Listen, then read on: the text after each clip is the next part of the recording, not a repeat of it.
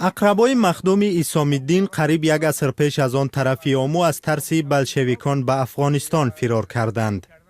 اکثری آنها دانشمندان و مردمی دارا بودند. در شاعران نویسنده ها داملا سیبا از بخارا اومدی، از کلاب مهاجر زیاد است که مثل داملا سیب عبدالحکیم دشت جمی دیگه، داملا سیب عبدالله که این قبرش طرفتره که از چارچشمای کلابای داملا سیب غش به نام داملا برات که قبر در مرکز ولسوالی است، یا مهاجرای است که از تاجیکستان به طرف اومدن.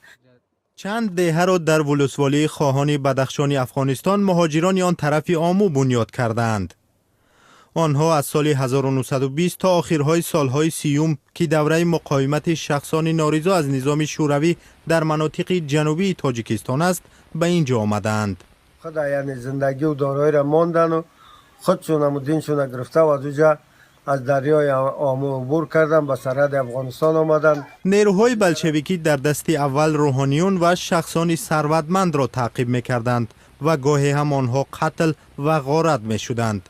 قشلاقی که قریه‌ای که از همون وقت تا به حال مانده به نام قریه چشمه توت، این همینجا زندگی داشته و به اصلاح دین و آیین خود قایم گرفته و مانده.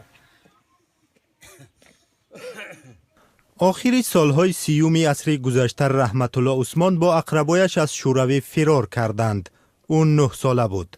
هر لحظه آن روز را چون دیروز در خاطر دارد و همچنین زجرهایی که در غریبی کشید. وقتی که بعد ما مهاجر شدیم، از بعد حکومت افغانستان وقتی که بعد نادرشاه را کشتن، بعد ظاهرشاه که در سر تخشیش مهاجر در این سرحدا بعد نمان، مهاجرا ما را به دائمی درواز کش دادن، بردن در بغلان، ولایت بغلان، در اونجا در محبس بغلان بندی، در هم محبس بغلان بابیام و پدرام و مادرام همونجا گشتگی و تشنگی را مردن.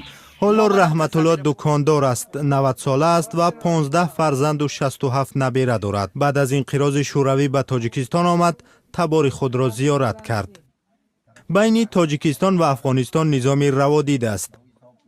رفت و آمد با خویشاوندان که دریای آمو آنها را از هم جدا کرده است برای آنها ترتیبی سنگین دارد. بسیار با مشکل ویزا را میگیری که حتی حکومت در افغانستان دیگه واسطه بازی است. آنها بر اینند که بعد انقلاب اکتبر وطن سابقشان آباد و زیبا شده است.